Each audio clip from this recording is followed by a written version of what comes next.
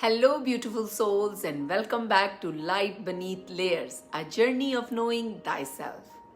Every journey of the soul has a turning point. The moment you look at your life and whisper, "No more, I will not carry what is not mine to carry." For me, that turning point came not on a mountaintop or in a temple, but in the dusty, noisy streets of Pakistan and the quiet boxy rooms of Toronto. Life had to take me across the world to show me that peace is not a place, it is a choice. When I landed back in Toronto, the silence hit me first. No honking, no shouting, no endless ringing of doorbells or sudden uninvited relatives.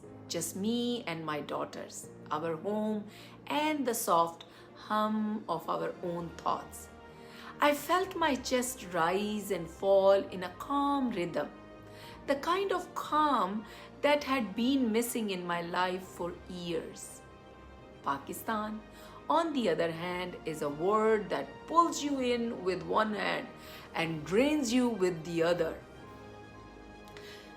Life looks grand. Big homes, household staff, the feeling of being served, a cook preparing hot meals, a cleaning lady moving quietly from room to room, a driver waiting outside. From the outside, it looked like luxury, but inside the heart is rarely at rest. No noise follows you everywhere. Gossip, drama, the echo of blame bouncing from wall to wall.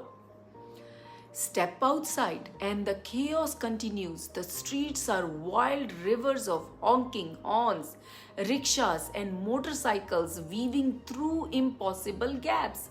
Drivers speed like life is a race they must win, and if they hit your car, they will blame you. Crowd will gather not for justice but for entertainment. Let him go, they say. He is poor, you are wealthy. Ethics bend to convenience, and no one asks how a society can rise when truth and responsibility are treated as optional. Corruption seeps into daily life like dust. Adulterated milk and vegetables soaked in harmful chemicals fill the markets. Government officers take bribe like it is their birthright. Electricity disappears for hours and no one is held accountable. The collective attitude whispers, it is someone else's fault. While every year the country's integrity slips further down a drain no one wants to clean, then there is the family drama, a theater that never ends. Relatives dropping in unannounced, ready to discuss who gained weight, who lost money, who is better or worse. If someone prospers, envy brews silently. If someone falls, whispers grow louder. Blame, shame, and guilt move through family veins like inherited blood. Love is there, yes, but it is tangled with conditions and control. For years, I stepped into that world carrying my Canadian life in my bones, rushed, anxious, and desperate to perform. I worked so hard to please everyone, to defend the ones I loved, to keep everyone included and respected. Vacations were never vacations. I returned home to Canada exhausted, wounded, unheard, and often unappreciated. The same family who received my energy and effort would still say, "Nothing has ever been done for us." I see now that it was my pattern, not just theirs. I lived in obligation, chained by cultural programming that said a woman's worth is in how much she sacrificed for others. But this last trip was different. I stayed with my younger sister, and her home became my sanctuary. I slowed down, I let the dust settle in my mind and heart. I stopped rushing to fix or defend. I breathed, I rested, and I finally allowed life to unfold without forcing it.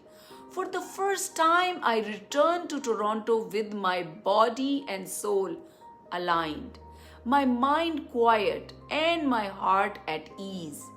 Even now, when life in Canada tries to pull me back into old habits of stress, a voice rises in me saying, "No more, I choose peace now."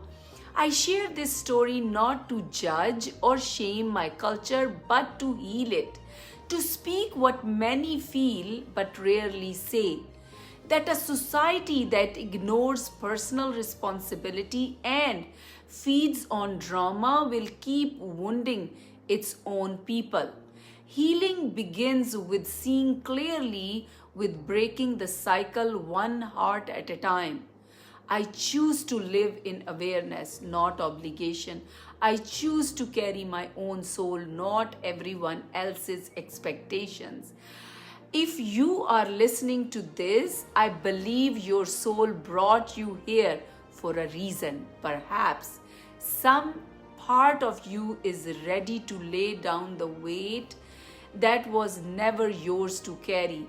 Perhaps you are ready to choose peace over performance, self love over self sacrifice, and truth over tradition. Every heavy experience is a sacred invitation to rise into the light. So here I am grateful. Grateful to the chaos that taught me calm. Grateful to the pattern that broke so I could finally breathe. Grateful to share this moment with you, hoping that my awakening touches your heart, because the day you stop living in the shadow of obligation and step fully into the light of your own soul, that is the day you finally come home to yourself.